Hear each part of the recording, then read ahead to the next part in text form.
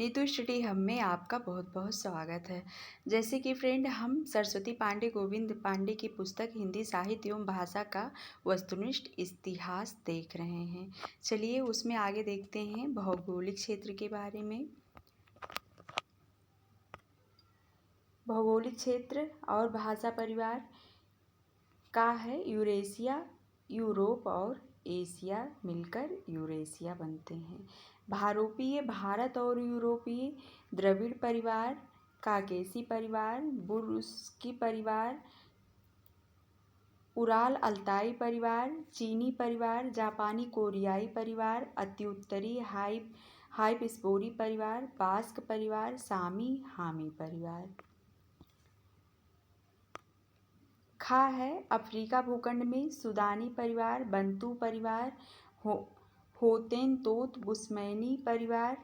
और प्रशांत में है प्रशांत महासागरीय भूखंड में मलय पोलिनेशियाई परिवार, पापुई परिवार, ऑस्ट्रेलियन परिवार, दक्षिण पूर्व एशियाई परिवार। अमेरिका भूखंड में अमेरिकी परिवार आते हैं। भारोपीय परिवार के अंतर्गत देखते हैं। भारोपीय परिवार को इंडो जर्मनिक आर्य परिवार, भारत हित्ती परिवार के नाम से भी जाना जाता है। भारोपीय परिवार की 10 शाखाएं हैं, जिन्हें धुन के आधार पर सतम और केंतुम 2 वर्गों में बांटा जाता है। सतम वर्ग और केंतुम वर्ग। सतम वर्ग में है भारत ईरानी आर्य, बाल्टो अस्लाविक, अर्मीनी, अल्बानी, इलीरियन आदि। केतुम वर्ग में है जर्मानिक, ट्यूटानिक, केल्टिक, ग्रीक, तोखरी, हिटाइट, इटालिक। ये सब केतुम परिवार में आते हैं। डॉक्टर ग्रियर्सन ने भारत ईरानी आर्य की 3 उपवर्गों का उल्लेख किया है। ईरानी दरद और भारतीय आर्य भाषा। ईरानी साहित्य का प्राचीनतम धर्मग्रंथ अवेस्ता 7वीं सदी ईस्वी पूर्व। अवेस्ता का अर्थ शास्त्र है। अवेस्ता को बैक्ट्रिया की राजभाषा होने के कारण प्राचीन बैक्ट्रियम भी कहा जाता है। कुछ लोग भूलवश अवेस्ता को जिंद भी कहते हैं। महाकवि फिरदौसी का शाहनामा ईरान का राष्ट्रीय महाकाव्य है। ईरानी भाषाओं का वंश वृक्ष निम्न ढंग से प्रस्तुत किया जा सकता है। ईरानी भाषाएं हैं पश्चिमी ईरानी और पूर्वी। पश्चिमी में मीडियन प्राचीन फारसी आते हैं। पूर्वी में अवेस्ता और मोगदियन आते हैं।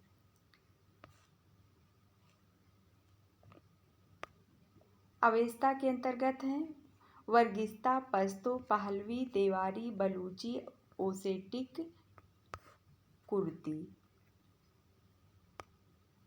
पहलवी के अंतर्गत है हुज्वा, रेस, पाजद। आधुनिक फारसी भाषा देखते हैं। दरद शब्द का अर्थ है पर्वत होता है। इसका प्राचीन नाम पैसाची प्राकृत है। दरद भाषाओं का क्षेत्र पामीर और पश्चिमोत्तर पंजाब है। दरद उपवर्ग की प्रमुख भाषाएं कश्मीरी, सीना, चित्राली, काफिर, कोहिस्ता आदि है। भारतीय आर्य भाषाएं हैं। भारतीय आर्य भाषा समूह को काल क्रम की दृष्टि से निम्न वर्गों में बांटा गया है। प्राचीन भारतीय आर्य भाषा 2000 ईस्वी पूर्व से 500 ईस्वी पूर्व तक। वैदिक संस्कृत 2000 ईस्वी पूर्व से 800 ईस्वी पूर्व तक। संस्कृत अथवा लौकिक संस्कृत 800 ईस्वी पूर्व से 500 ईस्वी पूर्व तक। मध्यकालीन आर्य भाषा 500 ईस्वी पूर्व से 1000 ईस्वी पूर्व तक। पाली प्रथम प्राकृत 500 ईस्वी पूर्व से 1 ईस्वी तक। प्राकृत द्वितीय प्राकृत 1 ईस्वी से 500 ईस्वी तक। अपभ्रंश है तृतीय प्राकृत 500 ईस्वी से 1000 ईस्वी तक। आधुनिक भारतीय आर्य भाषा 1000 से अब तक।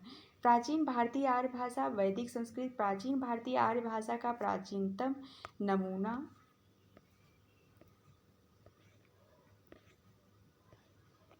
वैदिक साहित्य में दिखाई देता है। वैदिक साहित्य का सृजन वैदिक संस्कृत में हुआ है। वैदिक संस्कृत को वैदिकी, वैदिक छंदस, छांदस आदि भी कहा जाता है। वैदिक साहित्य को 3 विभागों में वर्गीकृत किया जा सकता है: संहिता, ब्राह्मण एवं उपनिषद। संहिता विभाग में ऋक् संहिता, यजुः संहिता, साम संहिता एवं अथर्व संहिता आते हैं। महत्व की दृष्टि से प्रधान ऋक् संहिता है। ऋक् का शाब्दिक अर्थ है स्तुति करना। ऋग्वेद में 10 मंडल 1028 सूक्त एवं 10,580 ऋचाएँ हैं। इसके सूक्त प्रायः यज्ञ के अवसरों पर पढ़ने के लिए देवताओं की स्तुतियों से संबंध रखने वाले गीतात्मक काव्य हैं। यजुः संहिता में यज्ञों के कर्मकांड में प्रयुक्त मंत्र पद्य एवं गद्य दोनों का रूप में संगृहीत है। यजुः संहिता कृष्ण एवं शुक्ल इन दो रूपों में सुरक्षित है। कृष्ण यजुर्वेद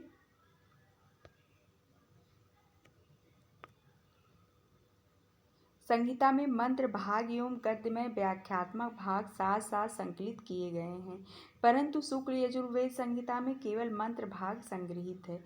सामवेद में सोम यागों में वीणा के साथ गाए जाने वाले सूक्तों का गेय पदों के रूप में सजाया गया है। सामवेद के कुल केवल 75 मंत्र ही मौलिक हैं, शेष ऋग्वेद से लिए गए हैं। अथर्ववेद संहिता जनसाधारण में प्रचलित मंत्र तंत्र टोने टोटके का संकलन है। ब्राह्मण भाग में कर्म कांडों की व्याख्या की गई है। प्रत्येक संहिता के अपने अपने ब्राह्मण ग्रंथ हैं। इनमें ऋग्वेद का ऐतरेय ब्राह्मण, सामवेद का तांडव अथवा पंचार्विक ब्राह्मण, शुक्ल यजुर्वेद का शतपथ ब्राह्मण, कृष्ण यजुर्वेद का तैत्तिरीय ब्राह्मण ग्रंथ महत्वपूर्ण है। ब्राह्मण ग्रंथों के परिशिष्ट या अंतिम भाग उपनिषदों के नाम से प्रसिद्ध हुए हैं। इन वैदिक मनीषियों के आध्यात्मिक एवं पारमार्थिक चिंतन के दर्शन होते हैं। उपनिषदों की संख्या 108 बताई गई है, किंतु 12 उपनिषद ही मुख्य हैं।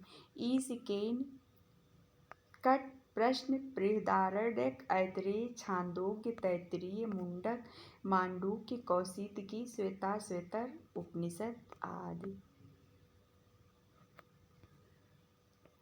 ऋषियों द्वारा निर्मित सूक्त दीर्घ काल तथा श्रुति परंपरा में ऋषि परिवारों में सुर रखे जाते रहे, सुरक्षित रखे जाते रहे, परंतु शनैः शनैः बोलचाल की भाषा से सूक्तों की भाषा साहित्यिक भाषा की भिन्नता बढ़ती गई। सूक्तों के प्राचीन रूप को सुरक्षित रखने के लिए संहिता के प्रत्येक पद की संधि रहित अवस्था में अलग अलग कर पद पाठ बनाया गया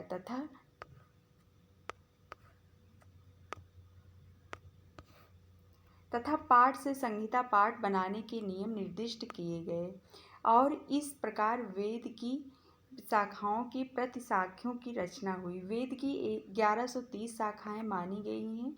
वर्तमान में 4 प्रतिशाख्य ग्रंथ ही उपलब्ध हैं।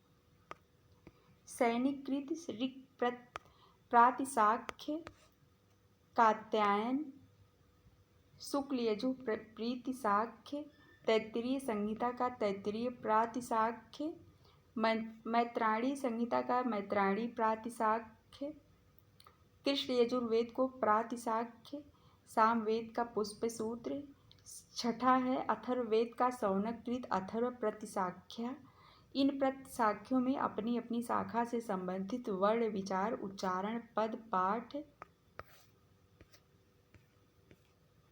आदि पर विस्तार से प्रकाश डाला गया है। एक ग्रंथ काल के सैद्धांतिक एवं प्रायोगिक ध्वनि विज्ञान के ग्रंथ हैं। वैदिक संस्कृत ध्वनियाँ doctor Dhirendra Verma, doctor Uday Narayan Tiwari, doctor Kapil Dev Dwivedi प्रभृत विद्वानों ने वैदिक ध्वनियों की संख्या 52 मानी है, जिसमें 13 स्वर तथा 39 व्यंजन हैं। डॉक्टर हरदेव बाहरी ने वैदिक स्वरों की संख्या 14 मानी है। वैदिक ध्वनियों का वर्गीकरण निम्न ढंग से किया जा सकता है। वैदिक स्वर संख्या 13। मूल स्वर आ ई उ री री। संयुक्त स्वर ए ओ ऐ औ। वैदिक व्यंजन है संख्या 39 है इसकी। स्थान अघोष है, अल्पप्राण, महाप्राण, घोष, अल्पप्राण, महाप्राण, अघोष, अल्पप्राण, ऊष्म, महाप्राण। अर्धस्वर अंतस्थ है। कंठ का, खा, गा, घा, अंगा वर्ण आते हैं इसमें।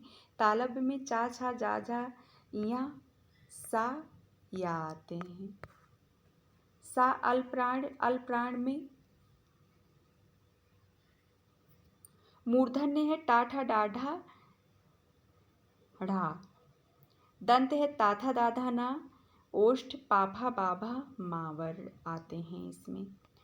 ऊष्म महाप्राण में शाखा सा आता है। अर्धस्वर में अंतस्थ यारा लावा आता है। अल्पप्राण में अंगा ञा ड़ा ना मा और अनुस्वार आता है। विसर्ग जिह्वा मूलीय उपपदमानीय वर्ण आते हैं अघोष में। वैदिक संस्कृत है। अल्पप्राण 1, 3, 5 और महाप्राण 2, 4 होते हैं। अघोष 1, 2, सघोष 3, 4, 5 एक वर्ण का तीसरा, चौथा, पांचवा होता है। वैदिक संस्कृत की विशेषताएं। वैदिक संस्कृत श्रेष्ठ योगात्मक है। वैदिक संस्कृत में संगीतात्मक एवं बलात्मक दोनों ही स्वराघात मौजूद हैं। वैदिक संस्कृत में 3 लिंग पुल्लिंग, स्त्रीलिंग एवं नपुंसक लिंग, 3 वचन, एक वचन, द्विवचन एवं बहुवचन, 3 वाच, कर्तृवाच, कर्मवाच एवं भाववाच एवं 8 विभक्तियों कर्ता, संबोधन, कर्म, करण, संप्रदान, अपादान, संबंध, अधिकरण का प्रयोग मिलता है। वैदिक संस्कृत में धातुओं के रूप आत्मनि एवं परस्मय 2 पदों में चलते थे। कुछ एक धातुएं उभय पदी थीं। डॉक्टर भोलानाथ तिवारी के अनुसार वैदिक संस्कृत में केवल तत्पुरुष, कर्मधारय, बहुव्रीहि एवं द्वंद्व ये 4 ही समास मिलते हैं। फ्रेंड्स, आज के लिए बस इतना ही। मिलते हैं अगले वीडियो में। धन्यवाद।